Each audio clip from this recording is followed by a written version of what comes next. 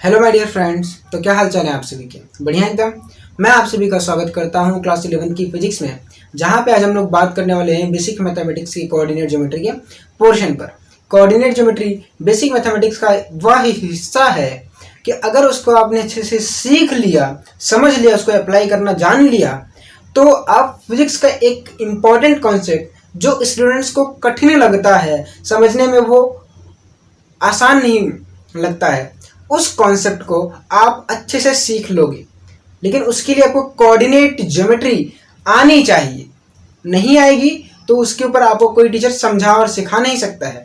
ठीक है, तो कोऑर्डिनेट ज्योमेट्री आप अपने कॉपी में हेडिंग डालेंगे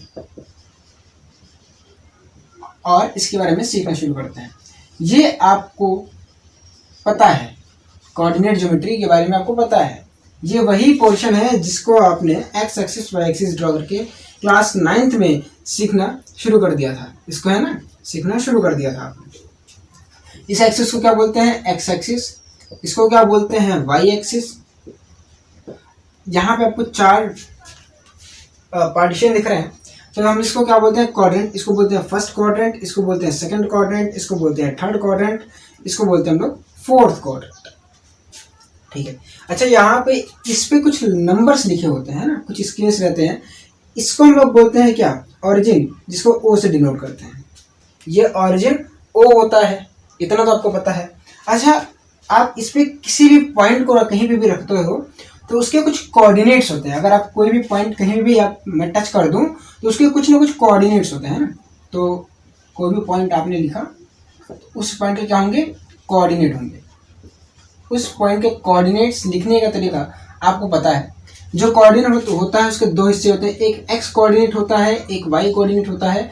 एक्स कोऑर्डिनेट को आप एब्सिसा बोलते हो, वाई कोऑर्डिनेट को आप ऑर्डिनेट बोलते हो, है ना। तो एब्सिसा ऑर्डिनेट, तो पहले क्या लिखते हो? एक्स कोऑर्डिनेट, बाद में वाई कोऑर्डिनेट्स। ठीक है। अच्छा, कोऑर्डिनेट्स हमें क्या बताता है? उस पॉइंट की लोकेशन बताता है। ये हमें उस पॉइंट के लोकेशन के बारे में जानकारी देता है। जैसे मैं अगर आपसे बोलूँ, आपको पता है इसलिए मैं एकदम से बेसिक नहीं पढ़ा रहा हूँ, मैं इतना मान के चल रहा हूँ आपको ये सारी बेसिक चीज़ें आती हैं। ठीक है, और आपको इसमें कोई टफ मतलब कठिनाई सीखने में नहीं हो रही होगी। ठीक है, तो पॉइंट कोऑर्डिनेट लोकेशन की बात कर लेते हैं। मान लीजिए अपने पास कोई कोऑर्डिनेट है, कुछ कोऑर्डिनेट्स लिखते हैं। पहला हम लोग एग्जाम्पल के तौर पर लिखते हैं 0,a। ठीक है, इसका मतलब क्या है? इसका मतलब क्या होता है कि एक्स में कोई भी पार्टिकल है, कोई भी चीटा है, या आपको मैंने चीटा बना दिया या खुद ही चीटा बन के बैठ गया। कहाँ बैठा? ऑरिजिन पे बैठा। तो मुझे कहाँ चलना है? एक्स में 0 चलना है, यानी एक्स एक्सिस में कहीं नहीं चलूँ। वाई एक्सिस में मुझे ए यूनिट ऊपर जाना है, मतलब ए यूनिट की डिस्टेंस कवर करनी है। तो मान लेते हैं यहाँ पे मैं बैठा और यहाँ से मुझे एक्स में कितना चलना है? 0, यानी 0 मतलब मैं इसी पे रहूंगा। और ए मतलब मैं वाई कोऑर्डिनेट पे, यानी वाई एक्सिस पे मैं कहाँ जाऊंगा? ऊपर जाऊंगा। क्यों ऊपर जाऊंगा? क्योंकि अगर आप ऑरिजिन से इधर या उधर चलते हो, अगर आप ऑरिजिन से थोड़ा बहुत भी क्या हो रहे हो, स्लाइटली डिस्प्लेस होते हो, तो वहां पे आपको साइन लिखना पड़ता है, साइन देखना पड़ता है। वो साइन पॉजिटिव हो सकता है, वो साइन नेगेटिव हो सकता है। कैसे होगा, कैसे पता चलेगा? वो हमें तब पता चलता है कि अगर आप ऑरिजिन से राइट में जाते हो, ऑरिजिन से राइट में, तो पॉजिटिव होगा। अगर ऑरिजिन से आप लेफ्ट में जाते हो तो आपको निगेटिव के साथ लिखना पड़ेगा डिस्टेंस। निगेटिव के साथ क्या लिखना पड़ेगा? डिस्टेंस। अगर अप जाते हो तो पॉजिटिव, डाउन जाते हो तो निगेटिव में आपको लिखना पड़ेगा। क्या इतनी बात क्लियर है? मुझे लगता है क्लियर होगी, क्योंकि चीजें आसान है। अब आप ध्यान से देखिएगा, ये क्या लिखा है? 0,a। 0,a मतलब पहली बात तो ये आप वाई में चल रहे हो, एक्स में 0 चले हो, तो आपको एक्स में नहीं चलना है, आपको एक्स में नहीं चलना है, आपको वाई में चलना है। वाई मतलब क्या? वाई मतलब आपको ऊपर या नीचे जाना है। अब ऊपर या नीचे कैसे पता चलेगा?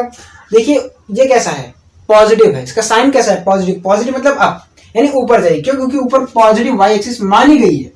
यानी हम मान लेते हैं यहाँ पे कोई हमने पॉइंट लिया जिसकी डिस्टेंस ऑरिजिन से ए है, यहाँ से आगे की डिस्टेंस क्या है? ए है। तो कीड़ा फाइनली यहाँ पे पहुंच जाएगा और इस पॉइंट के कोऑर्डिनेट्स हमें पता होते हैं, क्या लिखा जाता है? 0,a। ठीक है, पहले कंडीशन में कीड़ा यहाँ से यहाँ तक गया। दूसरे कंडीशन में बोला जा रहा है कीड़ा यहाँ से चला a,0 पे, यहाँ से किधर गया? a,0। अब कैसे पता चलेगा? a,0 मतलब यहाँ से चल रहा है। अब समझ रहे हो आप क्वेश्चन को? एक साथ में जोड़ रहा हूँ, इसको अलग ले लेते हैं। ठीक है, एक दूसरा कीड़ा था अपने पास, इसके बारे में भी बाद में बात करते हैं। एक दूसरा कीड़ा था, ये कीड़ा 1 के बारे में बात हो रही थी। कीड़ा 1 और उसका पहला कोऑर्डिनेट क्या था, पहला डेस्टिनेशन क्या था 0,a। अपने पास एक और कीड़ा है जिसको हम लोग कीड़ा नंबर 2 बोल दे रहे हैं, ठीक है। उसके जो कोऑर्डिनेट्स हैं वो पहला कोऑर्डिनेट हम ले लेते हैं a,0 करके, ठीक है। तो एक कीड़ा है जो वो भी ओरिजिन पे ही था,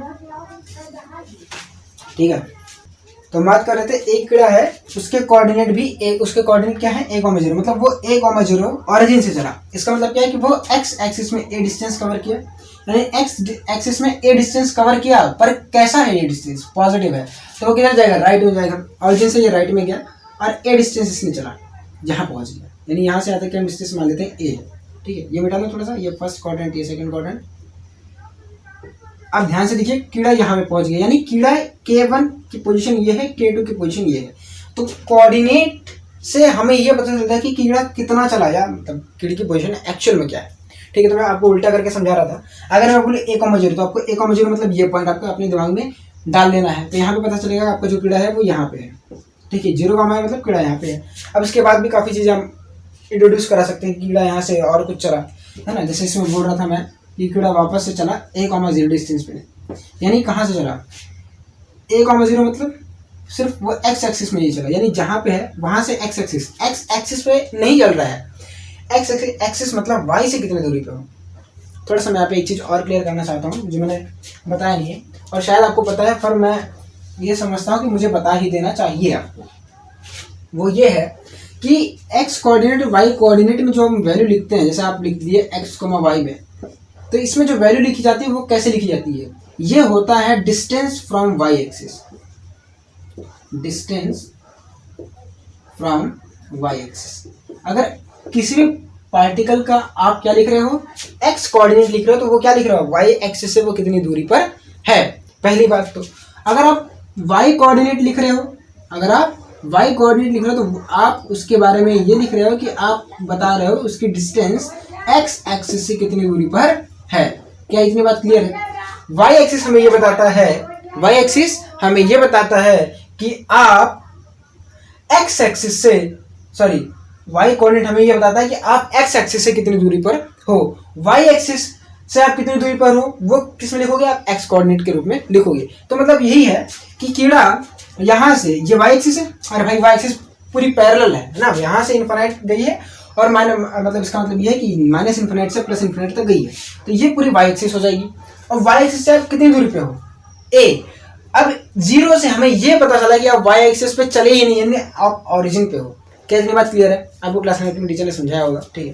तो मैं यहाँ पे क्लास 9 नहीं पढ़ा रहा, क्लास 11 के बच्चों को पढ़ा रहा हूँ, ठीक है। आप उनसे 2 साल सीनियर हो चुके हो, तो शायद आपको ये सारी चीज़ें समझ में आ रही हो।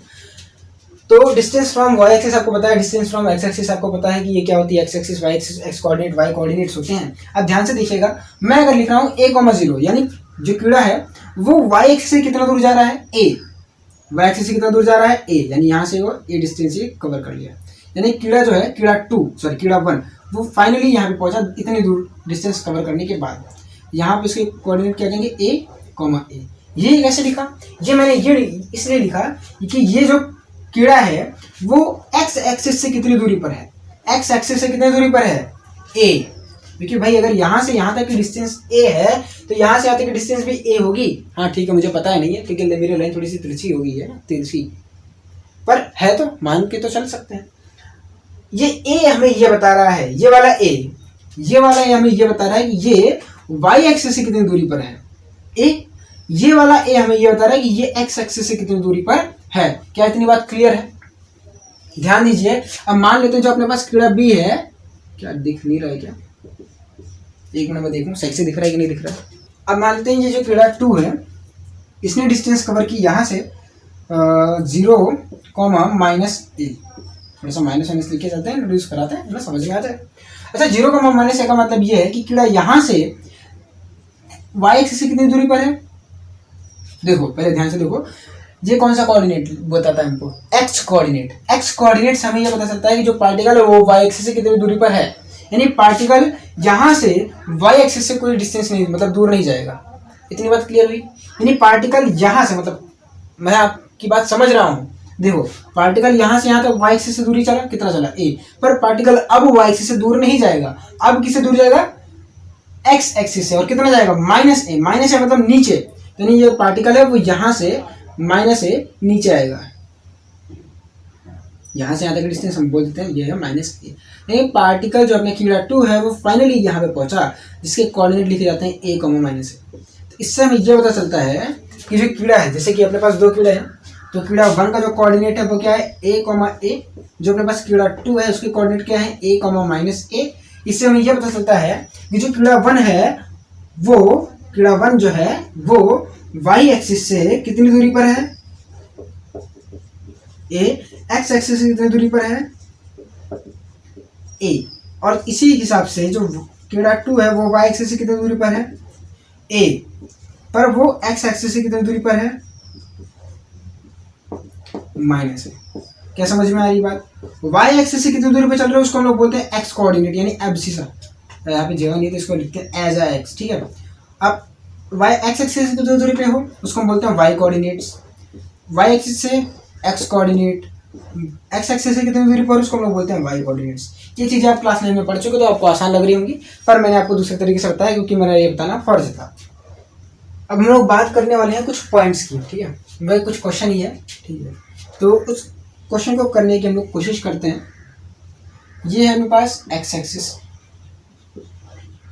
ये है अपने पास वाई एक्सिस, ठीक है। कुछ ऐसे मेरे पास सिमेट्री तो है नहीं, स्केल वगैरह तो फिर ऐसे में लाइन टेढ़ी मेढ़ी हो सकती है ना।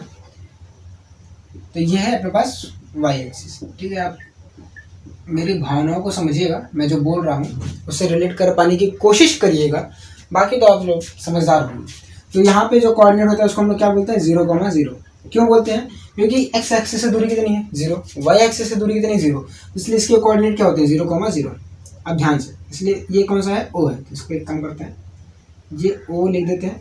अब यहाँ से हम लोग कुछ पॉइंट लिखते हैं, कुछ यूनिट्स, 1, ये है 2, ये है 3, ये है 4, ये है 5। अब एक बात आपको बताइए होगी कि जहाँ जितनी दूरी 0 से 1 की यहाँ से यहाँ तक की है उतनी दूरी यहाँ से यहाँ तक की है, ठीक है, क्योंकि यहाँ पे ये हम लोग स्केल मान के चलते हैं।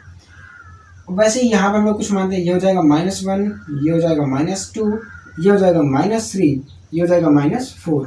ऐसे ही ऊपर हम लोग वाई एक्सिस में कुछ मानते हैं 1, 2, 3, 4, 5, 6। ऐसे यहाँ पे -1, -2, -3, -4, -5, ठीक है। अब ध्यान से देखिएगा, मैं यहाँ पे कुछ पॉइंट्स लिख रहा हूँ। जैसे मेरे पास है पहला पॉइंट है 3,4 करके। अगर मैं आपसे बोलूँ वो पॉइंट कहाँ पे होगा, है ना, वो पॉइंट कहाँ पे लाई करेगा, तो आप पहले कहाँ जाओ 3 देखो, लोकेट करो कहाँ पे है 3। हमें क्या बता रहा है कि आप वाई एक्सिस से कितनी दूरी चलो 3, तो वाई एक्सिस हम अपने का सबसे सिंपल डेस्टिनेशन क्या है, सबसे सिंपल पोजीशन का है ऑरिजिन पे जाके बैठ जाने का है अपने को। तो जब ऑरिजिन पे जाके हम लोग बैठ जाएंगे, यानी यहाँ पे बैठे हैं, तो यहाँ से हम कितना चलना है 3 चलना है, तो हम लोग सबसे पहले 3 पे चले। यहाँ से यहाँ कितनी डिस्टेंस है 3 यूनिट। अब यहाँ पे पहुंचने के बाद हमसे क्या बोल रहा है भैया आप 4 चलो। 4 कहाँ चलना है, ऊपर चलना है नीचे चलना है वो बताएगा। पहले तो हम देख लेते हैं कि हमको लेफ्ट या राइट में कितना चलना है। लेफ्ट या राइट पहुंचने के बाद हमको चेक करना होता है कि हमको अप या डाउन में कितना चलना है। 4 मतलब अप चलना है, यानी यहाँ से हम चलेंगे 4 अप, यानी यही डिस्टेंस पे हम पहुंच जाने वाले हैं। तो यानी यहाँ पे ऐसा कुछ पहुंचेंगे, तो यहाँ पे ये पॉइंट लोकेट कर जाएगा, यही पॉइंट है 3,4 करके। ऐसे ही अगर मैं बोलूँ हमको चाहिए 5,-4 लोकेशन, तो कैसे आप बताओगे? तो 5,-4 लोकेशन बताने का सबसे बेस्ट तरीका क्या है कि आप सबसे पहले लेफ्ट या राइट देखो, तो आपको किस में जाना है, लेफ्ट में जाना है कि राइट में जाना है? राइट में, क्योंकि ये पॉजिटिव है। तो यानी ऑरिजिन से हम लोग गए राइट में, 5 पे पहुंच गया। 5 पे जाने के बाद अब देखो कितना जाना है, 4 यूनिट जाना है। ऊपर जाना है कि नीचे जाना है? नीचे जाना, तो आप पहुंच जाओ। तो आप पहुंचने के बाद यहाँ से सिंपल सा तरीका बता रहा हूँ। 5 पे पहुंचे, एक पूरी लाइन ड्रॉ कर दो वाई एक्सिस के पैरेलल, वाई एक्सिस के पैरेलल एक लाइन ड्रॉ कर दो ऐसा। अब ये यहाँ पे क्या लिखा है -4 को पकड़ो और एक्स एक्सिस के पैरेलल कोई लाइन ड्रॉ कर दो। ये दोनों लाइन जहाँ पे मीट करे उस पॉइंट को आप लिख दो कि भाई ये वही पॉइंट है जहाँ पे आपका लोकेशन होगा, ठीक है, पॉइंट का लोकेशन वहीं पे होगा। ये जो कोऑर्डिनेट हमने दिए हैं वो कोऑर्डिनेट का जो पॉइंट है वो यहाँ पे होगा। समझ में आई बात? अब ऐसा कुछ भी ले लो ना, जैसे कि मैं बोल रहा हूँ -3, -2, तो क्या हो जाएगा, ऑरिजिन पे बैठ जाओ, ऑरिजिन से -3 से एक लाइन ड्रॉ कर दो। सबसे सिंपल तरीका यही है ऐसा। तो थोड़ा टेढ़ा उड़ा हो रहा है तो आप उसको ध्यान से देख लीजिएगा। ये हमने पैरेलल लाइन ड्रॉ कर दी। वाई एक्सिस में कौन सी लाइन है, -2 वाली, तो -2 से एक लाइन ऐसे ड्रॉ कर दो, है ना। अब इसको डॉटेड कर दो और जहाँ पे ये दोनों लाइन मीट करें वो हो जाएगी अपने पॉइंट की लोकेशन, यानी -3, -2। समझ में आई बात। ये आपने क्लास 9 में सीखा होगा ऐसे करने की चीज़ें।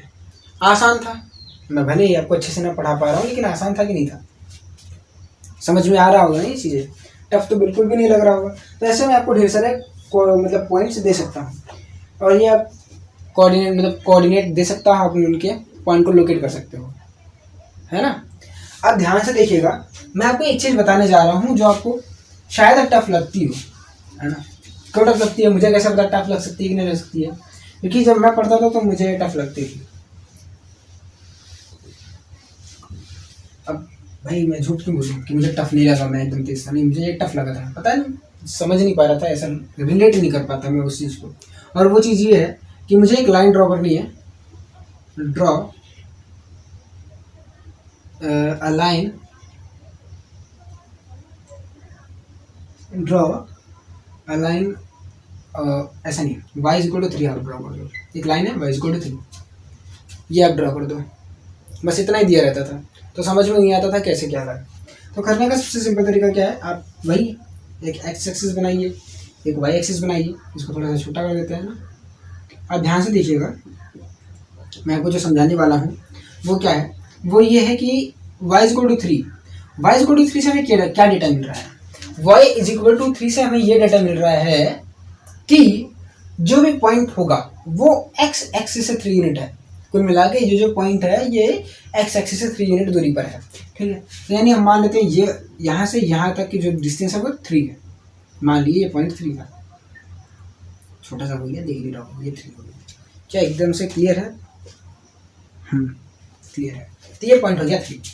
अब ध्यान से देखिएगा, क्या यहाँ से जो पॉइंट, अगर मैं एक पॉइंट यहाँ से लेता हूँ, यहाँ से यहाँ तक डिस्टेंस जो है वो भी क्या 3 होगी। अच्छा, इसके बगल जस्ट मैं एक पॉइंट लूँ इसी के पैरेलल, क्या वो भी 3 होगी, भाई वो भी तो y = 3 है, x के बारे में कुछ भी नहीं पता है। अच्छा, यहाँ से y = 3 है ये भी। अच्छा, इसके जस्ट बगल में अगर मैं यहाँ पे एक पॉइंट ड्रॉ करूँ तो क्या ये भी y = 3 है, क्या यहाँ पे y = 3। अगर आप ऐसे एक पॉइंट बनाओगे और उनको आप ज्वाइन करो तो आपको एक लाइन मिलेगी, जो लाइन मिलेगी आपको वो पैरेलल टू होगी x एक्सिस, यानी ये है y = 3 और ये लाइन जो है वो ये है पैरेलल टू x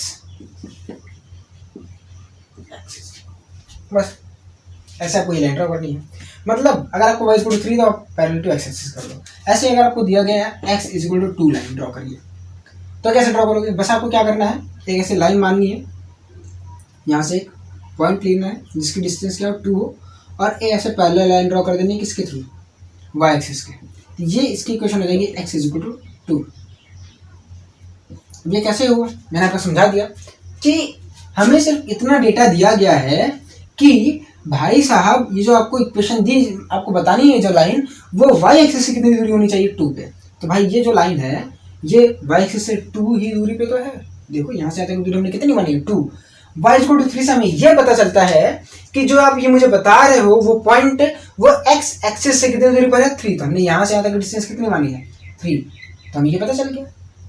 अब हमने ये देखा, जब लाइन ड्रॉ कर ली तो हमें पता चला कि ये जो लाइन बना रहे हैं y = 3 ये तो भाई पैरेलल टू x एक्सिस है। जो हमने ये लाइन ड्रॉ की x = 2, वो जो लाइन है वो पैरेलल टू y एक्सिस थी, हमें ये पता चला, ये हमें बाद में पता चला, ये हमने रिजल्ट निकाला। समझ में आई बात। ये चीज कहीं ना कहीं आप आगे चल के कंफ्यूज हो जाते हैं। यही तो डेफिनेशन थी एक्चुअल में। अगर आप देखो अपनी पुरानी बुक उठा के, जब आप कोऑर्डिनेट ज्योमेट्री शुरू कर रहे थे तो शुरुआत में हमें यही बताया जाता है, एक लाइन है x = a, एक लाइन है y = b। ये सब बताया गया था कि नहीं बताया गया था, आपके टीचर ने आपको बताया होगा क्लास 9 में, क्लास 11 में भी बताया जाएगा अगर आप PCM वाले ग्रुप में पढ़ते हो तो। समझ में आई बात। आप इसको नोट कर सकते हो, वैसे इसमें कोई नोट करने वाली कोई खास बात तो है। एक्चुअली मेरा इतना पढ़ाने का मोटिव ये था कि आज मैं आप लोगों को स्ट्रेट लाइन के बारे में कुछ जानकारी देना चाहता हूँ जो आप पढ़ चुके हो, है ना। आपने स्ट्रेट लाइन के बारे में पढ़ रखा है, पर यहाँ मैं क्यों बता रहा हूँ वो इसलिए ज़रूरी क्योंकि आप भूल चुके होंगे कुछ पॉइंट्स, कुछ पोर्शन आप भूल चुके होंगे, या आप में से कुछ लोग भूल चुके होंगे। तो जो भूल चुके हैं वो वीडियो इन्हीं के लिए होता है। हम बात करते हैं एक linear equation in two variables की, x minus y is equal to 0 की। एक सिंपल सा एक लीनियर इक्वेशन ले लिया है। अब आप मुझे बताइए इस लीनियर इक्वेशन के लिए आप मुझे x और y की वैल्यूज बताइए। पहले आप मुझे बताइए इस लीनियर इक्वेशन की कितने सॉल्यूशन होंगे? कितने? हाँ, इन्फिनिट। जिनको नहीं पता उनको भी प्रूफ कर दिया जाएगा कि भाई इन्फिनिट क्यों होता है। तो पहली बात, लीनियर इक्वेशन का जनरल फॉर्मूला होता था ax plus by plus c is equal to 0, है ना। ax plus by plus c is equal to 0। अब ये linear equation in two variables का जनरल फॉर्मूला होता था। Linear equation in two variables. आपने linear equation in one variable class 8 में पढ़ रखा था, उसके कुछ क्वेश्चंस भी सॉल्व किए होंगे। Linear equation in one variable का ये मतलब था उसका सिर्फ एक ही सॉल्यूशन होता था। पर linear equation in two variables में आपको इनफाइनाइट नंबर ऑफ सॉल्यूशन मिलेंगे। क्यों? क्योंकि इसकी एक वैल्यू दूसरे वैल्यू पे डिपेंड करती है। हाँ, अगर आपको क्वेश्चन में एक वैल्यू दे दी जाए तो आपसे दूसरी वैल्यू पूछ ले, तब उसका सिर्फ एक सॉल्यूशन होगा, क्योंकि तो वो तो linear equation in one variable हो जाएगा। पर यहाँ पे जब आपको linear equation in two variable दिया गया रहे तो वो इनफाइनाइट नंबर ऑफ सॉल्यूशंस देगा। मैं इसको प्रूफ करता हूँ। अगर आप इस इक्वेशन को थोड़ा सा ऐसे लिखो, कैसे, x is equal to y करके। अब आप मुझे बताइए, अगर मैं x की वैल्यू कुछ भी एज्यूम करता हूँ तो क्या y की वैल्यू में चेंज आएगा? हाँ आएगा, क्योंकि x और y एक दूसरे से रिलेटेड है। एक दूसरे से कैसे हैं? रिलेटेड है। अगर मैं x में चेंज करूंगा तो y ऑटोमेटिकली चेंज हो जाएगा। अरे होगा कि नहीं होगा? आप एज्यूम करो। ये इसका मतलब क्या है कि हमें ऐसे दो नंबर लेने हैं जिनका डिफरेंस क्या हो? 0 हो। अब वो ऐसे दो नंबर कौन से हो सकते हैं? अब ध्यान से देखिएगा, इसका मतलब क्या है कि हमें ऐसे दो नंबर लेने हैं जिनको अगर मैं घटाऊं तो वो 0 आ जाए, यानी उनका डिफरेंस कैसा हो? 0। अब वो डिफरेंस 0 कब होगा? यानी एक नंबर लो, उसी में से उसी नंबर को माइनस करो तो वो नंबर का जो सब्ट्रैक्शन है, उस नंबर का जो डिफरेंस है वो 0 आएगा। समझ रहे हैं आप मेरी बातों को? यानी अगर मैं x की वैल्यू लेता हूँ 0 तो y की वैल्यू क्या हो जाएगी? 0। एक मिनट, तो हमने अब तक पढ़ लिया है कि हमें x minus y is equal to 0 के इनफाइनाइट नंबर ऑफ सॉल्यूशन मिलेंगे। जरा इसको एक नंबर लाइन बना के इसको ड्रॉ करने की कोशिश करते हैं। इसको एक ग्राफ में ऐसे बनाने की कोशिश करते हैं। ग्राफ कैसे बनेगा आपको मैं आज यहीं पे सिखा देता हूँ, ठीक है। आपने सीखा होगा, ऐसा कुछ उसमें टफ वाली कठिन वाली कोई बात नहीं है, है ना। बहुत ही रॉकेट साइंस नहीं है। आई होप आपको ये बातें समझ में आ रही होंगी कि नहीं आ रही है। ध्यान से, यहाँ पे आप एक x की वैल्यू पुट करो, उससे आपको y की वैल्यू मिलेगी। यानी हमें एक पॉइंट मिल गया 0,0। ऐसे हमें जैसे आप x की वैल्यू 1 पुट करोगे तो आपको y की वैल्यू मिलेगी 1। x की वैल्यू -1 पुट करेंगे तो आपको मिलेगी y की वैल्यू -1। x की वैल्यू आप 2 पुट करेंगे तो आपको मिलेगी y की वैल्यू 2। x की वैल्यू अगर आप पुट करते हैं -2 तो आपको मिलता है y की वैल्यू -2। यानी अगर मैंने 0 पुट किया तो 0, अगर यहाँ पे मैंने 1 पुट किया तो आपको मिलने वाला है 1। यहाँ से आता आपने 2 पुट किया तो आपको मिलने वाला है 2, ठीक है। और मुझे यहाँ से ये लेना होगा।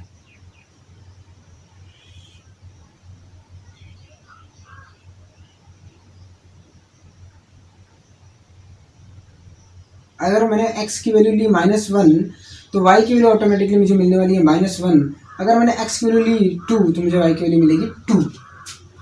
अब यहाँ पे देखिए, ऐसे मुझे ढेर सारे पॉइंट्स मिलने वाले हैं। x की हर एक वैल्यू पे आपको y की दूसरी वैल्यू मिलेगी। भरोसा नहीं होता है? देखो, आप कोई भी वैल्यू सोचो। आपने मान लीजिए सोच ली ये लाइन ऐसे आगे तक गई है, ये पॉइंट्स ऐसे बनेगी, ठीक है। अब पॉइंट्स बनाने के अलग तरीके होते हैं। कैसे? पहले तो मुझे पता था कि इसका ग्राफ जो है ऐसा बनने वाला, इसके जो भी ऐसे लाइन जाने वाली है, पहले तो मुझे ये पता चल गया था। अब कैसे पता चला वो आपको पता चल जाएगा, क्योंकि सबसे पहले जो पॉइंट है वो 0,0 से पास हुआ। क्यों? क्योंकि जो लाइन की इक्वेशन है, ये किसकी इक्वेशन है? लाइन की इक्वेशन है। ये जो पॉइंट है वो इस लाइन की इक्वेशन को सेटिस्फाई कर रहा था।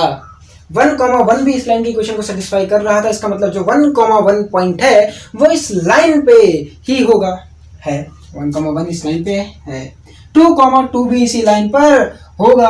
क्यों? क्योंकि वो भी इस लाइन की इक्वेशन को क्या कर रहा था, सेटिस्फाई कर रहा था। -1, -1 भी इसको सेटिस्फाई कर रहा है, -2, -2 भी इसको सेटिस्फाई कर रहा है। यानी जितने भी पॉइंट्स आप इसको एज्यूम करोगे उतने ही पॉइंट्स इस पे सिचुएटेड होंगे। आप कोई सा भी पॉइंट सोच लो, आपने सोच लिया 1 10⁵, मैंने भी बोल दिया कि भाई बाकी वैल्यू आएगी 10⁵, और वो वैल्यू यहाँ पे इस y एक्सिस पे 10⁵ कहीं पे होगी, x एक्सिस पे 10⁵ जो वैल्यू है वो कहीं पे होगी। दोनों एक दूसरे को कट करेंगे, तो वो जो कट करेंगे जाके इसी लाइन पे मिलेंगे, जैसे यहाँ पे मिल रहा है।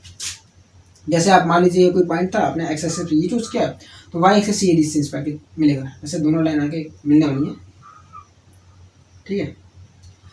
अब ये आपको इसका जो एकदम से फील है वो आपको मिलेगा। आप एक ग्राफ खरीदेंगे, ग्राफ में ऐसा कुछ बने होता है ना, आपने ग्राफ कहीं तो देखा ही होगा, ऐसा है, ये ग्राफ है ना, शायद आपको ये दिख रहा हो, ये इस टाइप का जो चीज़ है ये आपको मार्केट में मिलता है ना। तो ये जो चीज़ है ये आपको जब मार्केट में मिलेगा तो आप खरीदोगे तो आपको पता चलेगा यहाँ पे एकदम से कुछ पॉइंट्स बने रहते हैं। तो अगर आप इसको ध्यान से देखो, मुझे एक मिनट फोकस सेट करने दीजिए इसका। हाँ, आप ध्यान से देखिएगा, यहाँ पे 1 है, यहाँ पे 2 है, तो 1 और 2 के बीच की जो डिस्टेंस है वो एकदम इक्वल है। ये 2 से 3 के बीच की जो डिस्टेंस है वो भी इक्वल है, 3 से 4 की जो डिस्टेंस है वो भी एकदम से इक्वल है। तो ये बात आपको क्लियर हो रही होगी, समझ में आई बात। तो ऐसे ही अगर आप 1,1 देखोगे तो 1,1 यहाँ पे एग्जिस्ट कर रहा है ना। एक मिनट मुझे पेन लेने दीजिए, फिर मैं आपको बताता हूँ।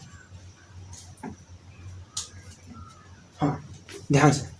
तो ये जो 1,1 पॉइंट है जो मैंने अभी देखा है, एक मिनट, दिख रहा है कि नहीं दिख रहा, हाँ, ये 1,1 जो पॉइंट है वो यहाँ पे है। ऐसे ही 2,2 यहाँ पे आएगा, 2,2 यहाँ पे आएगा, 3,3 यहाँ पे जाएगा, और ऐसे ही -1, यहाँ पे, -2, यहाँ पे। तो अगर आप इसको मिलाओगे एक स्केल से पॉइंट्स को तो आपको मिलेगा ये एक स्ट्रेट लाइन बना रहा है। तो वही मैंने यहाँ पे लिखा हुआ है, ठीक है। कठिन तो चीज़ें नहीं लग रही है ना। मैं फोकस फिर से सेट कर देता हूँ, हो गया। बार बार मुझे फोकस सेट करना पड़ता है, ठीक है। मैं फोकस लॉक करके रखता हूँ कि ताकि इसी बोर्ड पर है और आपको जो चीज़ें हैं वो क्लियर दिखें। तो आई होप यहाँ पे आपको समझ में आ गया होगा कि आपको ग्राफ अगर आप खरीदते हो, आप उसमें प्लॉटिंग करते हो, तो आपको वो सारी चीज़ें अच्छे से क्लियर हो जाएंगी। और ये मैंने जो अभी बुक यूज़ की थी वो क्लास 9th की है, NCERT, ठीक है। तो अगर आपके पास क्लास 9th की NCERT की बुक है तो आप page number 73, page number linear equation in 2 variable, वो सारी चीज़ें आप एक बार रिवाइज कर सकते हैं, है ना। तो आपको लगेगा कि हाँ, आपने ये सारी चीज़ें पढ़ रखी हैं। अब हम बात करते हैं एक बहुत ही इंपॉर्टेंट कॉन्सेप्ट की, जिसका नाम है स्लोप।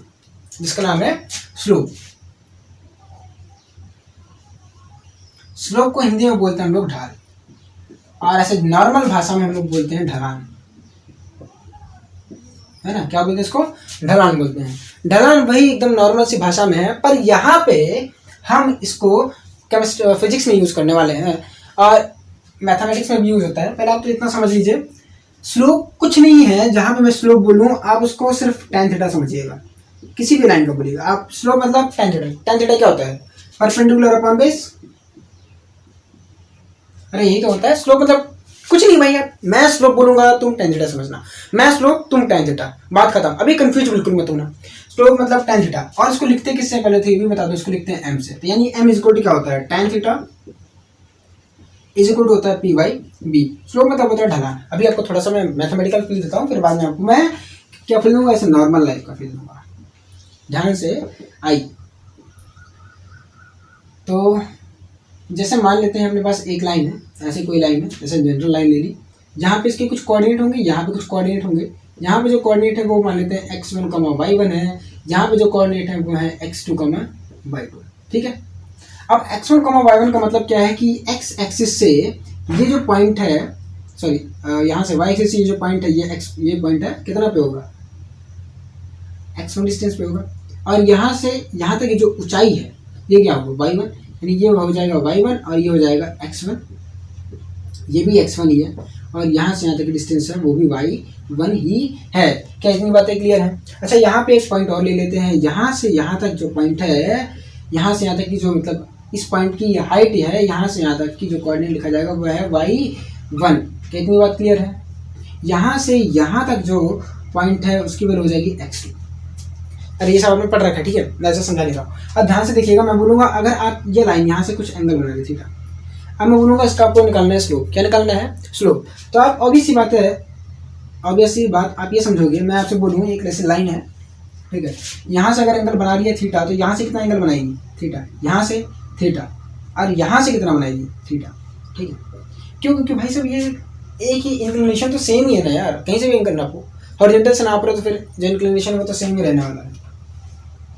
तो इतनी बात आपको क्लियर हो जाएगी। यहाँ से अगर मैं बोलूँ आप इसको यहाँ से चाहे tan थीटा निकालिए, चाहे यहाँ से निकालिए, यहाँ पे भी एंगल क्या होगा? थीटा होगा। तो ऐसा tan थीटा एक बार निकाल लेते हैं। अरे ऐसे ही निकालते हो। तो ये अपने पास एक ट्रायंगल है पी क्यू आर। अच्छा, पी क्यू की डिस्टेंस क्या हो जाएगी? पूरे में से इतनी डिस्टेंस में घटा दूँ, ये y2 है, सॉरी, पूरे में से मैं y1 डिस्टेंस घटा दूँ तो हमें पी क्यू की वैल्यू मिलेगी। क्यों? क्योंकि ये पूरा क्या है? p, और हमें चाहिए कितना? इतना। इतने में से अगर मैं इतना घटा दूँ तो हमें पी क्यू मिल जाएगा। तो पी क्यू क्या हो जाएगा? y2 minus y1। अच्छा, ये क्या है? R Q. क्या है? R Q. आर क्यू मतलब क्या है? यहाँ से x2 में से अगर मैं x1 घटा दूँ तो मुझे किसकी वैल्यू मिल जाएगी? आर क्यू की, x2 माइनस x1। यानी पी क्यू एक्चुअल में क्या था? वो ट्रायंगल पी क्यू आर का क्या था? पी था। पी क्यू क्या था? ट्रायंगल पी क्यू आर का परपेंडिकुलर था। यानी यहाँ से अगर मैं tan थीटा की वैल्यू निकालने को बोलूँ तो आप बोलोगे है P Q upon R Q, और जो वैल्यू हो जाएगी y2 minus y1 upon x2 minus x1। समझ में आए बात? tan theta is equal to slope, मैं बोलूंगा स्लोप, तुम बोल सोचना अपने मन में tan थीटा, मैं बोलूंगा स्लोप, तुम जवाब देना tan थीटा का। tan थीटा क्या हो जाएगा? y2 minus y1 upon x2 minus x1। धीरे धीरे आप भी इसके आदि हो जाओगे। स्लोप मतलब tan थीटा, ठीक है, स्लोप मतलब tan थीटा, पहले इतना समझो।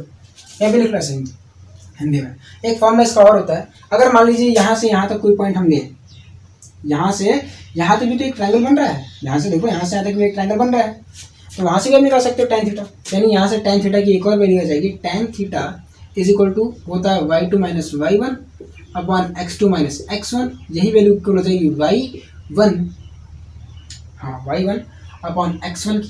अच्छा, यहाँ से यहाँ तक की जो वैल्यू है वही वैल्यू इक्वल हो जाएगी y2 अपॉन x2 की। कैसे? मैं आपको समझाता हूँ। इस फॉर्मूले को आप जनरलाइज कर लो थोड़ा सा।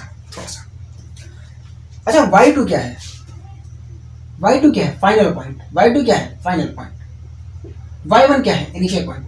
x2 क्या है? Final point. x1 क्या है? Initial point. अब मैंने यहाँ पे क्या किया है? tan थीटा अगर निकालना है तो y final minus y initial upon x final minus x initial कर देना है। यानी हमको क्या चाहिए? डिफरेंस। ये क्या है? Change in y, change in ordinate से अपॉन चेंज इन, अरे भाई चेंज इन क्या है? ऑर्डिनेट चेंज इन एब्सिसा, है ना। तो यहाँ पे हमने जो एब्सिसा और ऑर्डिनेट लिया है इनिशियल वाला, वो हमने ले लिया ओरिजिन को। हमने क्या मान लिया इसको? ओरिजिन वाला। तो एक्चुअल में मतलब क्या है कि यहाँ पे जो y initial, x initial, y initial की जो वैल्यू है वो इक्वल हो गई है 0,0 के। यहाँ पे पुट कर दो। अब इतना बड़ा चाहे ट्रायंगल हो चाहे इतना छोटा सा लो, भाई बात तो बराबर है। हमें tan थीटा की मतलब है, और tan थीटा की वैल्यू वही आएगी, है ना। चेंज क्या है? यहाँ पे y1 है, यहाँ पे क्या है? y2 है। अरे नहीं समझ में आया? ध्यान से देखो, ये ट्रायंगल ले लो, ये भी तो थीटा बना रहा है, और यहाँ पे क्या हो जाएगा? x1 y1, यहाँ पे क्या हो जाएगा? x2 y2। ये एंगल भी थीटा बना रहा है, ये एंगल भी थीटा बना रहा है। यहाँ पे क्या है? ऑरिजिन है o, यहाँ पे क्या है? ऑरिजिन है o। समझ में आई बात? अच्छा, यहाँ से अगर मैं बोलूँ tan थीटा निकालो तो क्या हो जाएगा? y1 upon x1। यहाँ से बोलूँ tan थीटा निकालो तो y2 अपॉन x2। बात तो वही है ना यार? नहीं आया? नहीं आया? चीज़ें तो आसान है यार, नहीं आ रहा तो फिर इसमें समस्या की बात है। तो यहाँ पे हमने स्लोप के बारे में लगभग जानकारी हासिल कर ली है। अभी थोड़ी सी बात करते हैं। जैसे कि आपने क्लास 9th में पढ़ा होगा, क्लास 10th में भी आपने पढ़ा होगा कि अगर हम लोग बात करें एक्चुअल में, जब हमने शुरू की थी लेक्चर, तो हम लोग बात करें कि स्ट्रेट लाइन के बारे में, है ना। पहुँचना चाहते हैं स्ट्रेट लाइन पे, और स्ट्रेट लाइन में हमें किन किन चीज़ों की जरूरत पड़ती है? अगर आपने जानना होगा, स्ट्रेट लाइन का जो जनरल फॉर्मूला होता है वो होता है y is equal to mx plus c। जहाँ पे जो m है वो होता है स्लोप, इसके बारे में हमने जान लिया है। वाई और एक्स क्या है, वेरिएबल्स है, वाई और एक्स क्या है, वेरिएबल्स हैं। पर यहाँ पे सी के बारे में नहीं जाना है, सी होता है वाई इंटरसेप्ट। सी क्या होता है, वाई इंटरसेप्ट। इसके बारे में थोड़ा सा समझ लेते हैं। है ना, अगर हमने इनके और इनके बारे में समझ लिया, स्लोप के बारे में समझ लिया, काम बार की चीज़ें हमने जान ली है। अगर मैं वाई इंटरसेप्ट के बारे में बता दूं तो हमें एक स्ट्रेट लाइन के बारे में पूरी जानकारी हो जाएगी। अरे नहीं हो जाएगी यार, अभी तक समझाता हूँ, जाओ। ठीक है, अब इसको नोट करिए, वाई इंटरसेप्ट हेडिंग डालिए, फिर हम बात करते हैं कि हम क्या बोलने, मैं आपको क्या समझाना चाहता हूँ। जो वाई इंटरसेप्ट आपने हेडिंग डाली है उसका मतलब क्या है, वैल्यू ऑफ वाई कोऑर्डिनेट, यानी आप इसको लिख सकते हो value of y at x is equal to 0। ये कहानी है, आप ध्यान से समझिएगा। सी की वैल्यू, जो सी की वैल्यू है वो हमें कब मिलेगी, जब हम यहाँ पे एक्स की वैल्यू 0 पुट कर देंगे, तभी तो वाई इज इक्वल टू सी आएगा। यानी और हमें वाई की वैल्यू पता रहेगी, वाई की वैल्यू क्या रहेगी पता, तो हमें सी की वैल्यू क्या हो जाएगी पता। ये समझ में आया, थोड़ा सा और समझाने की मैं कोशिश करता हूँ। इसका एक फील ये है कि सी वो पॉइंट है, सी वो पॉइंट है, हिंदी में लिखते थे ना, क्या दिक्कत है, सी वो पॉइंट है, इंग्लिश में लिखो, चलिए इसी में लिखते हैं, क्या दिक्कत है। सी वो पॉइंट है जहाँ पे लाइन वाई एक्सिस को कट करती है, वाई एक्सिस को कट करती है। समझ में आई बात। सी वो पॉइंट है जहां पे लाइन वाई एक्सिस को कट करती है। अब आपने ध्यान से देखा होगा, अगर आपने कभी भी एक लाइन ड्रॉ की होगी तो वो लाइन हमेशा ऐसे ऑरिजिन से नहीं पास होगी, के पास होगी नहीं, हमारे पास इनफाइनाइट लाइंस होंगी, इनफाइनाइट लाइन की इक्वेशन आएंगी। अब इनफाइनाइट लाइन की इक्वेशन इसे वाई और एक्स एक्सिस में ड्रॉ करनी होगी। क्या वो लाइन हमेशा ऑरिजिन से जाएगी, ये जरूरी नहीं है, वो लाइन ऐसे भी जा सकती है। ठीक है, तो वो लाइन जो है, तो हम बात कर रहे थे, जो लाइन है वाई एक्सिस को जहां पे कट करे उस वैल्यू को हम बोलते हैं सी। अब वो सी क्यों ले, 1 2 3 4 5 6 7 8 9 10 11 12 13 14 15 16 17 18 19 20 कुछ भी हो सकती है। समझ में आई बात, वो माइनस में हो सकती है, -1 से लेकर 20 तक हो सकती है, मतलब इन्फिनिट तक कुछ भी हो सकती है। करेंगे तो कट करेगी, एक्स एक्सिस को भी तो कट कर रही है, उसके बारे में कुछ नहीं बोलते। क्यों, क्योंकि भाई साहब हमें एक क्वेश्चन मिली है Y equal to M x plus C. अभी बात करते हैं आगे, क्यों नहीं बात करते हैं उस पर। क्या तीन बात क्लियर है। अब देखो भाई, ऐसे भी तो कट कर सकती है, ऐसे भी कट कर सकती है। मैं अब 2-3 लाइन बना देता हूँ, देखो कट करी, एक ये कट किया इसने, एक तो ये बन गया अपने पास, ये यहाँ पे कट कर रहा है, एक हमें यहाँ पे मिल सकता है कि ये ऐसे कट कर सकती है, कैसे कर सकती है, ऐसे। ठीक है, अभी तो दोनों की वैल्यू सेम ही है। अगर मैं एक बात करूँ तो ये भी कट कर सकती है, और एक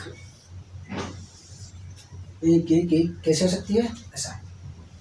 तो अपने पास देखिए ये 4 टाइप के लाइन है, और चारों टाइप के लाइन में अगर आप मान लेते हैं ये सी है, ये भी सी है, ये भी सी है, हाँ ये वाला सी है, और ये सी है, तो यहाँ पे आप देख रहे हो सी की डिफरेंट वैल्यूज हैं। और सी की डिफरेंट वैल्यूज कब मिलेंगी, जब आप वाई इस इक्वेशन में एक्स की वैल्यू 0 पुट कर दो। अरे भाई ये जो लाइन आपको मिली है इसकी कोई ना कोई इक्वेशन होगी, y is equal to M x plus c, इसकी कोई ना कोई इक्वेशन होगी, y is equal to M x plus c, इसकी कोई इक्वेशन होगी, y is equal to M x plus c. अब देखिए एम एक्स और सी सब वेरिएबल्स हैं, ऐसा हमें वैल्यू नहीं पता है, लेकिन सी की वैल्यू तो है, यहाँ पे भी सी की वैल्यू है, ऐसा नहीं है कि सी की वैल्यू नहीं है, यहाँ पे भी हमें सी की वैल्यू मिलती है, पर यहाँ पे जो सी की वैल्यू वो 0 मिलती है, बाकी जगहों पे हमें मिल जाती है। समझ में आई बात। आप इसको ऐसे नोट कर सकते हैं। ये हमने आपको सी के बारे में थोड़ी बहुत जानकारी दी है। हम वापस से स्लोप पे आना चाहेंगे और वहाँ पे हम स्लोप की थोड़ी बहुत और बातें करेंगे। ठीक है, ध्यान से आप देखिएगा। देखिए जो स्लोप है वो एक्चुअल में हमें ये बताता है कि कोई भी जो लाइन है वो पॉजिटिव एक्स एक्सिस से कितना एंगल बना रही है। कोई भी लाइन पॉजिटिव एक्स एक्सिस से कितना एंगल बना रही है, हमें स्लोप से वही जानकारी मिलती है। जैसे आप ध्यान से देखिएगा, एक्चुअल में हमें स्लोप से पता चलता है ढलान कितनी है लाइन की।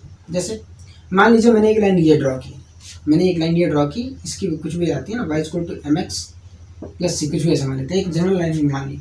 अब मैं आपसे बोलूँ इसके लिए एम की वैल्यू कितनी होगी, इसके लिए एम की वैल्यू कितनी होगी, आप ये फाइंड करो।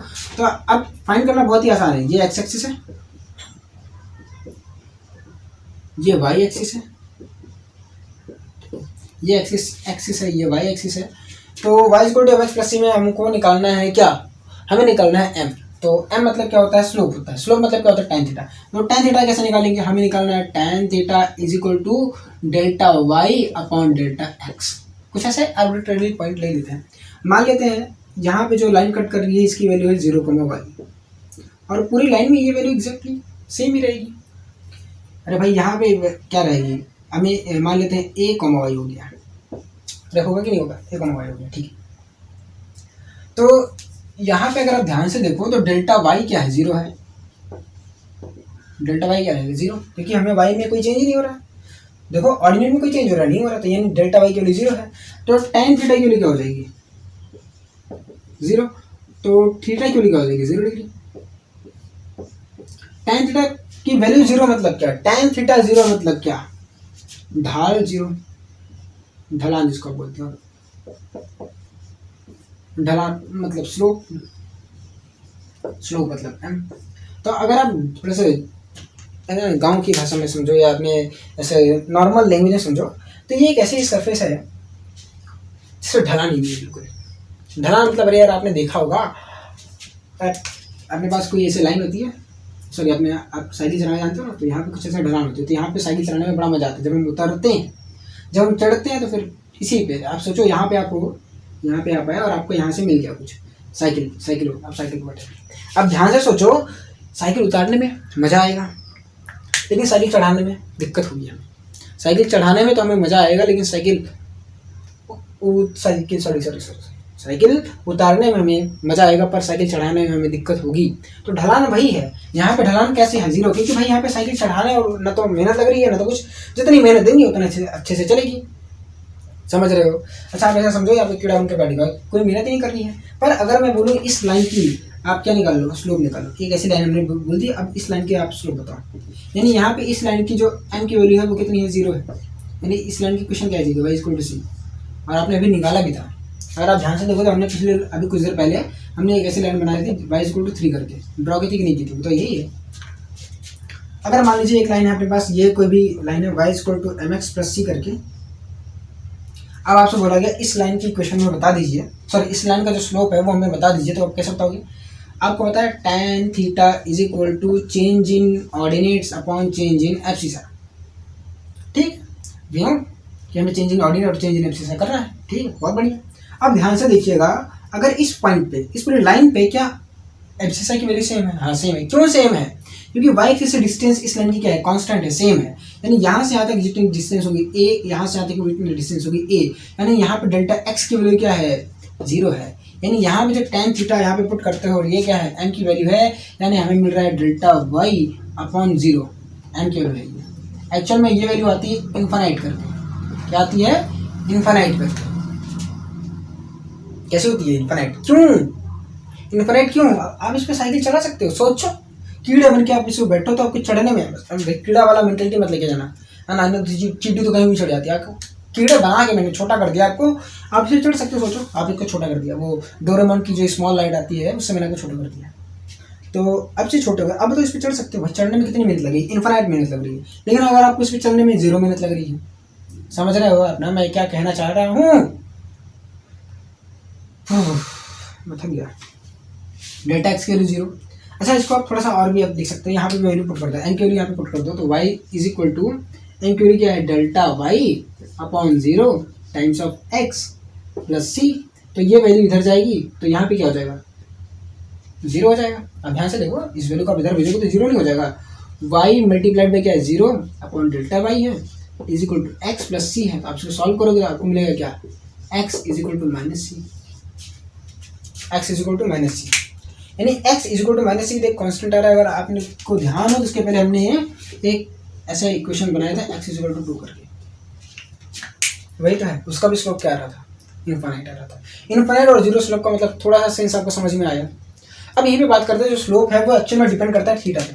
किसमें डिपेंड करता है, थीटा पे। और थीटा क्या है, theta is the angle make, वो लाइन से पॉजिटिव एक्स एक्सिस से बनाया हुआ एंगल है। लाइन पॉजिटिव एक्स एक्सिस से कितना एंगल बनाती है वो थीटा है।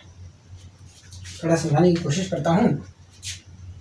जैसे कि यहाँ पे ध्यान से देखो, अब यहाँ पे ध्यान से देखो, ध्यान से देखो, ध्यान से देखो, ध्यान से देखो, एम की वैल्यू इन्फिनिटी, एम की वैल्यू इन्फिनिटी मतलब थीटा की वैल्यू क्या आएगी 90 डिग्री। अब ध्यान से देखो यहाँ पे जो लाइन है ये थीटा की वैल्यू कितनी है इसके लिए 90 डिग्री है। पॉजिटिव एक्स एक्सिस कितना एंगल बना रही है 90 डिग्री। थोड़ा सा और इसको अच्छा से समझते हैं थीटा के टर्म्स में, थीटा के नज़रिए से इसको समझने की कोशिश करते हैं।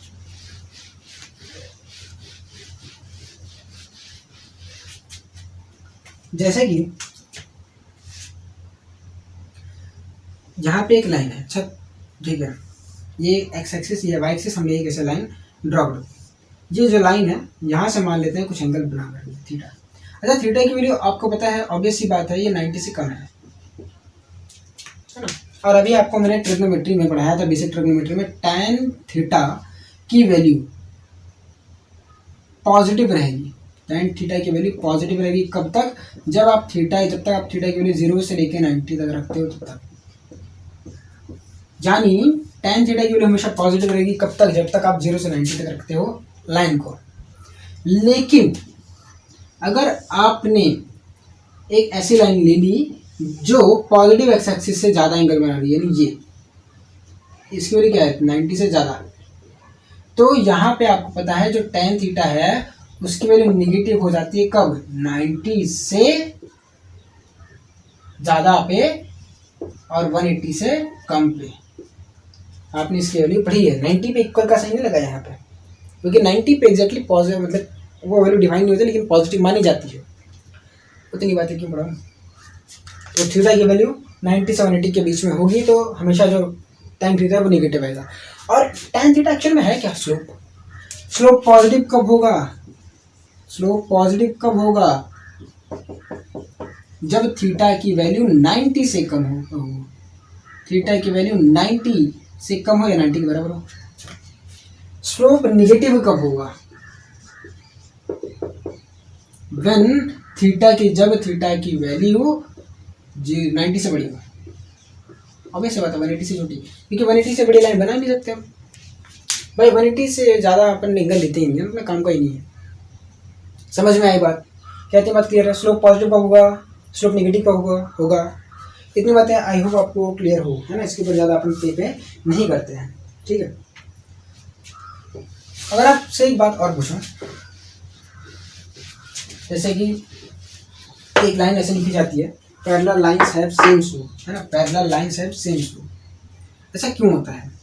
क्योंकि जो पैरेलल लाइन है वो कहीं पे, वो यहाँ से मान लीजिए एक पैरेलल हमने यहाँ से ड्रॉ की, ऐसे एक पैरेलल लाइन हमने यहाँ से ड्रॉ की, एक पैरेलल लाइन हमने यहाँ से ड्रॉ की, ये कहीं पे भी मीट नहीं करेंगी, है ना। पैरेलल लाइंस कौन सी लाइंस होती हैं? जो पैरेलल चले वो कहीं पे भी मिले ना, ऐसा मान के चलते हैं कि वो अनंत पे जाके मिलेंगी, ठीक है।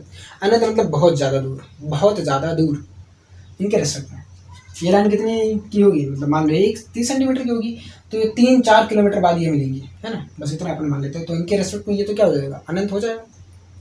तो पैरेलल लाइन का स्लोप अगर मान लीजिए ये एंगल थीटा है, तो ये भी एंगल थीटा ही बनेगी, क्योंकि भाई साहब आप शिफ्ट करो इसको, शिफ्ट देखो। थीटा हमें क्या बताता है? थीटा हमें बताता है कि भाई साहब ये डायरेक्शन में चेंज कितना है। अब पैरेलल लाइंस मतलब एक ही डायरेक्शन में जा रही है, पैरेलल लाइन की डायरेक्शन क्या होती है? सेम। तो पैरेलल लाइन के बीच में एंगल क्या होगा? 0। तो जब डायरेक्शन सेम है तो भाई वो पॉजिटिव एक्स एक्सिस से सेम ही एंगल बनाएंगे। तो यहाँ पे देख लो, चाहे यहाँ पे देख लो, क्या इतनी बात क्लियर है? अगर आपने पिछला लेक्चर देखा है ट्रिग्नोमेट्री में, जहाँ पे मैंने आपको बताया था थीटा में क्या बताया था, तो शायद आपको ये चीज़ें समझ में आएंगी, आप रिलेट कर पाओगे अच्छे से। क्लियर है? पक्का? चलिए इसको मिटा देते हैं। तो हमने ये पढ़ा कि parallel lines have same slope. हमने ये भी पढ़ा कि अगर एक लाइन है उसकी जो स्लोप है वो हमेशा क्या रहती है? कांस्टेंट रहती है। एक लाइन है उसकी जो स्लोप है वो हमेशा कांस्टेंट रहती है, वो चेंज नहीं होती है। कांस्टेंट वाला हम नेक्स्ट लेक्चर में पढ़ने वाले हैं, ठीक है। तो अब यहाँ पे हम कुछ ग्राफ ड्रॉ करते हैं और आपको इसके बारे में बताना है, हमें कमेंट करना है इसके स्लोप और इसके ग्राफ के बारे में। तो एक लाइन ये है,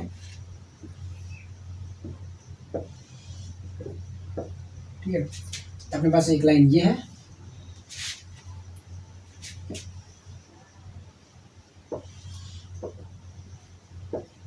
अपने पास एक लाइन ये है,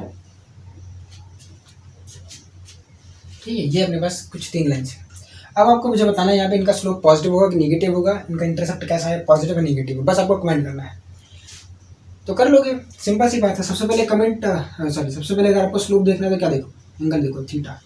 यहाँ से ये कैसा बना रहा है, पॉजिटिव एक्स एक्सिस से देखना है, ये भी थीटा ये भी थीटा, ठीक। तो अगर आप ध्यान से देखो तो सिर्फ इसी केस में जो थीटा है वो 90 से बड़ा है, बाकी दोनों केसेस में जो थीटा है वो 90 डिग्री से छोटा है। इसका मतलब क्या है, इसका मतलब यहाँ पे जो स्लोप है वो पॉजिटिव रहेगा, यहाँ पे जो स्लोप है वो पॉजिटिव रहने वाला है, और यहाँ पे जो स्लोप है वो नेगेटिव रहने वाला है। क्यों? क्योंकि आपको इस रीजन पता है। अच्छा, यहाँ पे आप सी के बारे में बात कर लो, कहाँ पे कट कर रहा है, यहाँ पे कट कर रहा है, कहाँ पे कट कर रहा है, यहाँ पे। किसको कट कर रहा है, वाई एक्सिस को, यहाँ पे।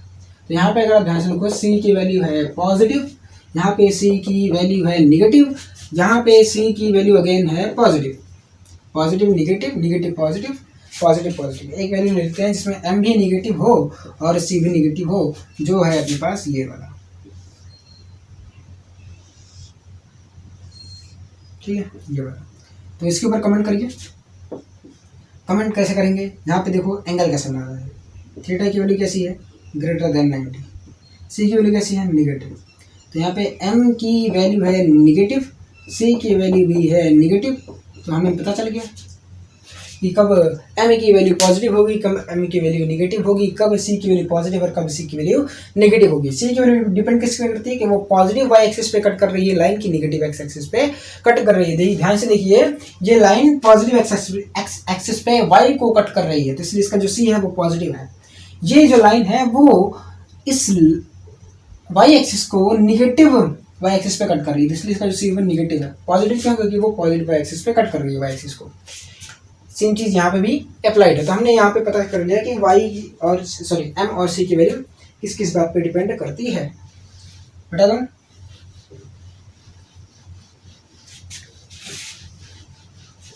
वैसे चीज़ें आपका काफ़ी आसान है ना, पर मैं आपको थोड़ा सा समझा नहीं पा रहा हूँ, अगर आपको टफ लग रही हो तो।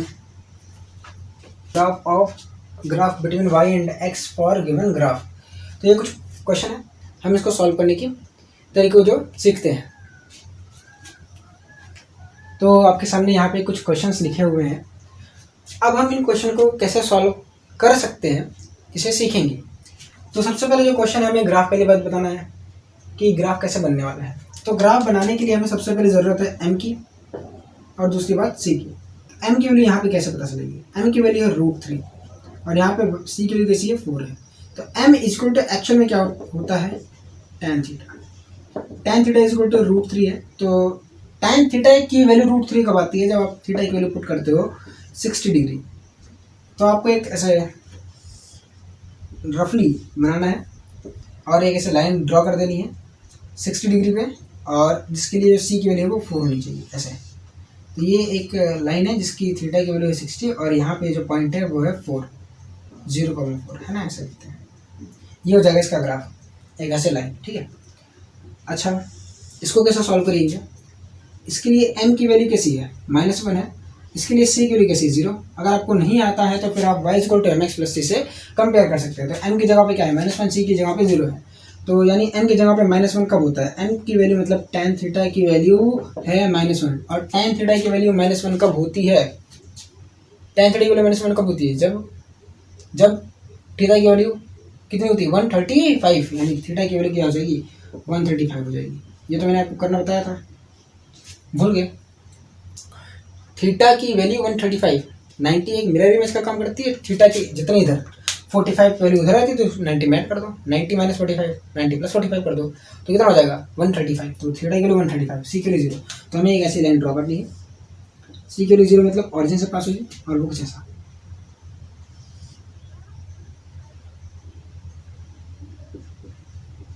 ये हो जाएगा। अभी ध्यान से देखिए कि ये सारे क्वेश्चन तो शायद आपको आसान लगेंगे, पर ये आगे जो भी आपको क्वेश्चन मिलने वाले हैं वो थोड़े से टफ हैं। ये तो थोड़ा सा आपको समझाने लायक है, क्यों? क्योंकि यहाँ पे हमने मॉड्यूलस फंक्शन को इंट्रोड्यूस किया हुआ है। मॉड्यूलर फंक्शन एक ऐसा फंक्शन है जिसमें जो हमें ये जो है ना, ये पॉजिटिव चीज़ों को नेगेटिव कर देता है, सॉरी नेगेटिव चीज़ों को पॉजिटिव कर देता है, और पॉजिटिव को तो पॉजिटिव रखता ही है। यानी जो y की वैल्यू है वो ऑलवेज पॉजिटिव होगी। y की वैल्यू क्या रहेगी, ऑलवेज पॉजिटिव। चाहे x की वैल्यू पे डिपेंड तो कर रहा है, चाहे x आप निगेटिव दो चाहे x आप पॉजिटिव दो, y की वैल्यू हमेशा ही पॉजिटिव रहने वाली है। इसका क्या मतलब है? इसका मतलब ये है, अब ध्यान से ग्राफ ड्रॉ करिए, मैं आपको इसका तरीका भी बताऊंगा, पहले तो आप ध्यान से समझिएगा। चाहे आप मान लीजिए, यानी अगर आप लेते हैं 1,1 तो वो देगा, ठीक है, अगर आपने x की वैल्यू ली 1 तो y की वैल्यू तो 1 आनी ही है, पर अगर आपने x की वैल्यू -1 ली ना तो भी y की वैल्यू आएगी 1। ये क्या बात है? बात आपको समझ में आने वाली है। अगर आपने x की वैल्यू ली 1 तो y की वैल्यू आएगी 1, लेकिन अगर आपने x की वैल्यू -1 ली तो भी आपकी y की वैल्यू आएगी 1, क्योंकि भाई साहब y की वैल्यू हमेशा पॉजिटिव होने वाली है इस फंक्शन की वजह से, इन दो डंडियों की वजह से, है ना, बाहर निकलने नहीं देते। यानी आपने लिया 1, y की वैल्यू कब आई? जब आपने x की वैल्यू 1 ली, यानी ये पॉइंट। y की वैल्यू 1 तभी भी आएगी जब आप x की वैल्यू -1 पुट करते हो, यानी 0 पे तो 0 रहेगी, यानी इन दोनों लाइन को मिला दो, इसको मिला दो, इसको मिला दो, और इस लाइन को ऐसे आगे बढ़ा दो। आपको कैसे पता चला भैया? देखिए हमें 2 पॉइंट तो मिल गए ना, 0 पुट किया, y की वैल्यू 0 पे, x की वैल्यू 0 पे तो y भी 0, एक आध पॉइंट और ले लो, x की वैल्यू 2 तो y की वैल्यू 2, x की वैल्यू -2 तो y की वैल्यू 2, तो वो तभी होगा ना, x की वैल्यू -2 मान लीजिए यहाँ पे आया तो y की वैल्यू हमेशा 2 रहेगी, और यहाँ पे फिर से y की वैल्यू 2 और यहाँ पे x की वैल्यू 2, ये 2 है, ये 1 है, और ये -1 है, और ये -2 है, और ये 0,0, तो इसका कुछ ग्राफ ऐसा बनता है। ठीक है, अगर आपको ये नहीं आता तो फिर इसका एक और ट्रिक है। कैसे ट्रिक है? और ध्यान से देखो, इसको आप ट्रिक करो मॉड्यूलस हटाना, y = x के समान, y = x के समान। अब इसका ग्राफ बना लीजिए, तो आप y = x का ग्राफ बनाना जानते होंगे। m की वैल्यू क्या है? 1 है, यहाँ पे m की वैल्यू क्या हो जाएगी? m। अच्छा, यहाँ पे मैंने m की वैल्यू के बारे में चर्चा ही नहीं की, m की वैल्यू यहाँ पे भी 1 रहेगी, ठीक है, इस मॉड्यूलस से कोई मतलब ही नहीं है, m की वैल्यू हमेशा 1 रहेगी, ठीक है। अच्छा, यहाँ पे जब आप y = x कर दोगे तो हमें m की वैल्यू पता है 1 है, तो आप एक ऐसी लाइन ड्रॉ करोगे जो इसका c0 है और वो ऑरिजिन से पास हो, और यहाँ से ये θ = 45 बना। मेरा मेन मोटिव यहाँ पे m की वैल्यू नहीं बताना था, मेरा मेन मोटिव यहाँ पे ये था, ये बताना, ठीक है। आपने जब बना दिया इसको तो यहाँ पे इस मॉड्यूलस की वजह से आप एक काम करो, इस ऑरिजिन, यहाँ पे जो ऑरिजिन है इसको ऐसे उठा दो, नीचे वाली चीज़ों को मिटा दो, और जितना आपने नीचे बनाया था उसको ऐसे ऊपर बना दो, उतना ही एंगल पे। समझ में आई बात? नहीं आया भाई? देखो यहाँ से जो चीज़ जा रही थी, अब ऐसा समझो, यहाँ पे एक इमेज रख दो, मेरे सामने जैसे सकता है मॉड्यूलस फंक्शन, मैथमेटिक्स के सामान बता रहा हूँ, यहाँ पे एक इमेज रख दो, सॉरी एक प्लेन मिरर रख दो। प्लेन मिरर रखोगे तो नीचे जितना जाएगा उतना तो ऊपर जाएगा, ऐसा तो मिरर बनने वाला है, तो सॉरी ऐसा तो इमेज बनने वाला है, वेरी सॉरी। अगर आपने यहाँ पे एक प्लेन मिरर रख दिया, यहाँ पे आपने एक प्लेन मिरर रख दिया, जितना नीचे जाएगा उतना तो ऊपर जाएगा, मतलब ऐसी इमेज बनेगी, जैसे नीचे था बस ऊपर बनना जाएगा, मतलब आप उसको मिटा के ऊपर उतना लो। नहीं आया? प्लेन मिरर रखे हो? प्लेन मिरर देखा है कभी? प्लेन मिरर से जितना नीचे जाएगा 45 नीचे था, 45 ऊपर हो जाएगा। प्लेन मिरर की एक खास बात होती है, जितना ऑब्जेक्ट मिरर के सामने हो तो उतने पीछे बनता है। यानी ये पॉइंट आप देखो, प्लेन मिरर पे आप जैसे ये बना था लाइन, ये पॉइंट मिरर से जितना दूर होगा, ये इस पॉइंट की इमेज जो है मिरर से उतनी दूर बनेगी, तो वैसे ही तो यहाँ पे है, तो इसलिए ये बनेगा, ठीक है। बनाने का तरीका ये होता है। अब मिरर के जितना सामने ऑब्जेक्ट, मिरर से उतने पीछे इमेज, ऑब्जेक्ट ये रहा, इमेज ये रही, समझ में आई बात? इसलिए अब इसको मिटा दो, समझाने का तरीका था, अब इसको मिटा दो, या ये समझो या ये समझो, समझ में आया? ये मॉड्यूलस फंक्शन का एग्जांपल था, ठीक है। अब हम बात करते हैं जो लास्ट है अपने पास। अगर आप जल्दी हो गए तो फिर आप वीडियो को पॉज करेंगे, पीछे करेंगे और मिटा देंगे, और मुझे किसी भी पोजीशन में आप रोक सकते हैं, है ना, चाहे जो भी पोजीशन, ये जो भी पोजीशन पे आप मुझे रोकना चाहो तो रोक सकते हो, ऐसे भी रोक सकते हो, रोका रहूँगा, पॉज करूँगा। चलिए, तो इसको कैसे सॉल्व करना है? ये भी एक लाइन की इक्वेशन है, पर इसको सॉल्व करने का एक आसान सा तरीका क्या है, इसका भी एक स्टैंडर्ड मेथड होता है, पर क्या करो आप इसको क्रॉस मल्टीप्लाई कर दो, ए एक्स प्लस बी वाई के रूप में चेंज कर दो, तो क्या हो जाएगा? 4x plus 3y is equal to 4 3 12, ये हो गया। अब इसको क्या लिख करो? 3y is equal to -4x plus of 12, y is equal to क्या हो जाएगा? -3 से डिवाइड करो, -4y 3x प्लस 4, तो ये इक्वेशन हमें y is equal to mx plus c के रूप में मिल गई है। y is equal to mx plus c का ऐसा इक्वेशन होता है। अब यहाँ पे m की वैल्यू क्या है? -4/3 है, c की वैल्यू क्या है? 4 है, तो ड्रॉ करिए। अच्छा, m की वैल्यू -4/3 से क्या मतलब है? m की वैल्यू -4/3 से मतलब है कि tan थीटा की जो वैल्यू है वो है -4/3। अब tan थीटा की वैल्यू 4/3 कब होती है? tan थीटा की वैल्यू 4/3 कब होती है? 53 डिग्री पे। यानी 90 से पीछे आ जाओ, 90 से पीछे कितना है 37, तो 90 से उतना आगे जाओ तभी तो ये मिलेगा। जैसे आपको मैंने बताया था, जैसे कि अगर कोई वैल्यू निगेटिव आती है तो मतलब इसकी वैल्यू जो है tan में -4/3 किसकी वैल्यू होती है? किसकी वैल्यू होती है? ध्यान से 53 की होती है। पर ये वैल्यू कैसी है? निगेटिव है। कैसी है? नेगेटिव। अगर ये वैल्यू निगेटिव है तो आपको क्या करो, कितना पीछे 90 से 37, दो उसको आगे ऐड कर दो। तो यहाँ पे किसकी वैल्यू है? थीटा इक्वल टू 90 प्लस 37, तो हो जाएगा 127 डिग्री। बस आपको तो बनाना आता है, कैसे लाएंगे भाई? सी के वैल्यू 4 ऐसे है, ये क्या है 127। आई होप आपको आज का लेक्चर समझ में आया होगा, आपको अच्छा भी लगा हो, है ना? तो आज के लिए बस इतना ही, मिलते हैं नेक्स्ट लेक्चर में, तब तक पढ़ते रहिए। All the very best, bye bye.